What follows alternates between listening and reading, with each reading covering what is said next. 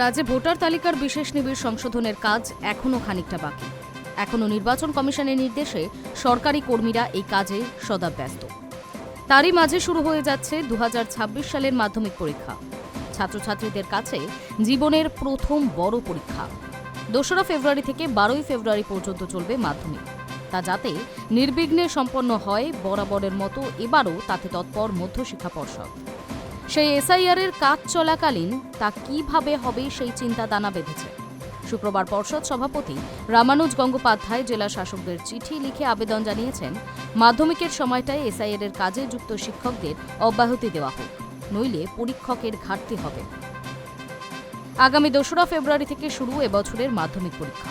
আর হিসেব মতো এসআইআর-এর শুনানি পর্ব চলবে 7 তারিখ পর্যন্ত।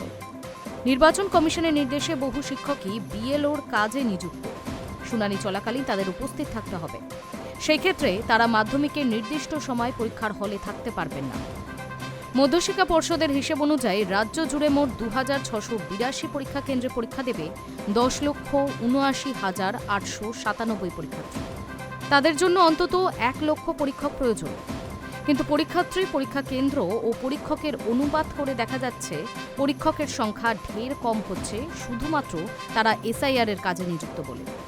চিঠিতে পর্ষদ সভাপতি রামানুজ গঙ্গোপাধ্যায় উল্লেখ করেছেন, এই বিষয়টি সুষ্ঠুভাবে মাধ্যমিক পরীক্ষা গ্রহণের ক্ষেত্রে ঝুঁকিপূর্ণ হয়ে যাচ্ছে। পর্ষদ সভাপতির আরও বক্তব্য, শুধুমাত্র পরীক্ষকের অভাবই নয়, সেন্টার ইনচার্জ বা ভেন্যু সুপারভাইজার পদেও পর্যাপ্ত শিক্ষক প্রয়োজন। তাদের অনেকেই এই মুহূর্তে নির্বাচন কমিশনের নির্দেশে ভোটার তালিকার বিশেষ নিবিড় সংশোধনের কাজে জড়িত। তাদেরও অব্যাহতি দেওয়ার আবেদন জানিয়েছে পর্ষদ। জেলা প্রশাসনের সঙ্গে এই বিষয়ে সব রকম সাহায্য করা হবে বলেও চিঠিতে উল্লেখ করা হয়েছে। মাধ্যমিকের পর উচ্চ মাধ্যমিক পরীক্ষাও রয়েছে। তবে ততদিন এসআইআর-এর কাজ শেষ হয়ে চূড়ান্ত তালিকাও প্রকাশ হয়ে যাবে। ফলে উচ্চ মাধ্যমিক পরীক্ষায় পরীক্ষকের অভাব ঘটবে না। চিন্তা বাড়িয়েছে এসআইআর শেষের আগেই মাধ্যমিক পরীক্ষা শুরুর বিষয়টি। এখন পর্ষদের আবেদনের ভিত্তিতে নির্বাচন কমিশন এ কাজে নিযুক্ত শিক্ষকদের নিয়ে কী সিদ্ধান্ত গ্রহণ করে সেদিকেই নজর সকলের।